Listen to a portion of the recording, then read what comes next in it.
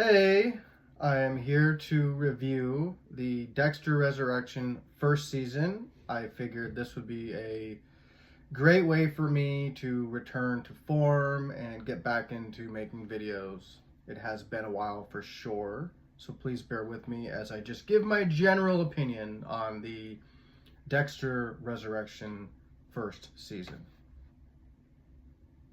I will try to keep this video spoiler free, and if there are any light spoilers I think need to be addressed, I will definitely let you know. I did make some notes on my laptop with things I want to talk about. So if I look over here, I'm not reading off of a script, I'm just simply looking at the notes that I put together so I can let you know my thoughts and opinions on this season as a whole. So let's get started. First off, you should probably know I'm a big Dexter fan. I have been for several years. I have all the DVDs.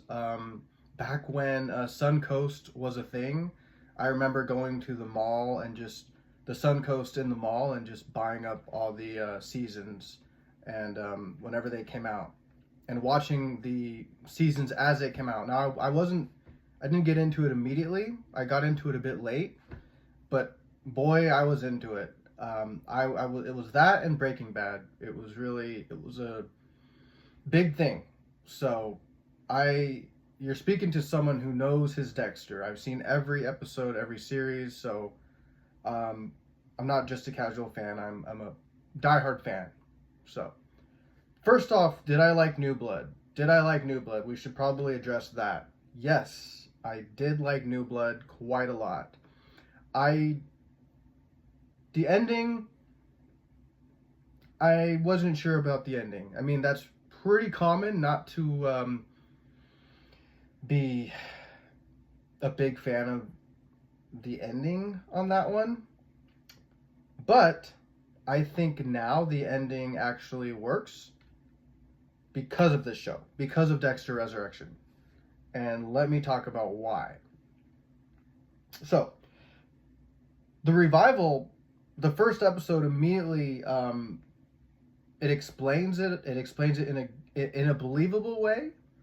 I'm not sure if they really planned on ever reviving Dexter, but they did it well, in my opinion. And if they're gonna bring him back from the grave, I think I don't really know how they could have done it better than they did. I think they did a marvelous job at explaining it in a way that, okay, I can buy that.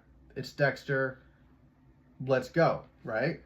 So I just want to say that the ending of New Blood, it's kind of fixed. It's done justice, right, for this new revival, and so that's my opinion on New Blood. I really liked New Blood up until like the finale, but as a whole, I enjoyed it.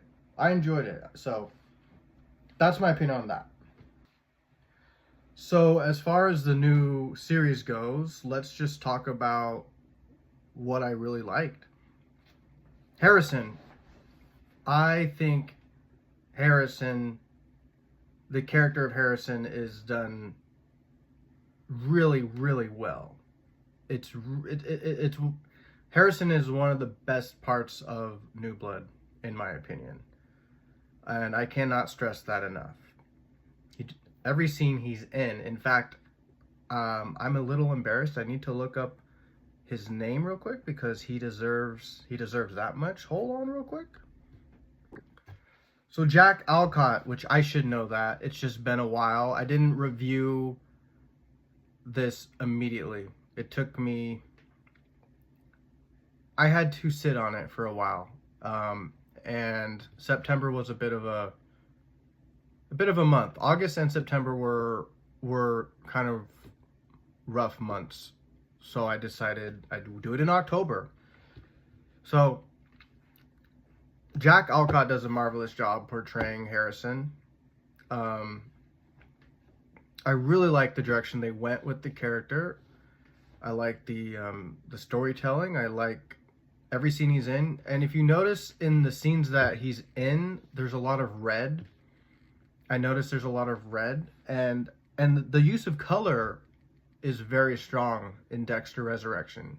You'll see many scenes where the color red really has a meaning to it, and it's chosen for specific scenes, especially with Harrison, because he's kind of got this dark passenger in him, right, that his father has.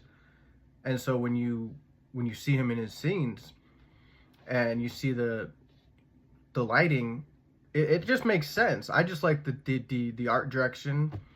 I like where it went. I don't want to spoil anything. I don't want to get into spoilers. I just want to say, if you were on the fence about Harrison, I think he does a marvelous job here. So bravo, Jack Alcott. I cannot wait to see what comes next for this character. So let's talk about other cast members that I was really impressed by. I was impressed by everyone, by the way, and I'm not going to be able to get into everyone, but I think there are a few that I definitely want to make sure I mention here. Uma Thurman was very impressive. Her character is very intriguing, and I like the direction that they went. I wasn't sure what to make of her at first, but I think she did a great job.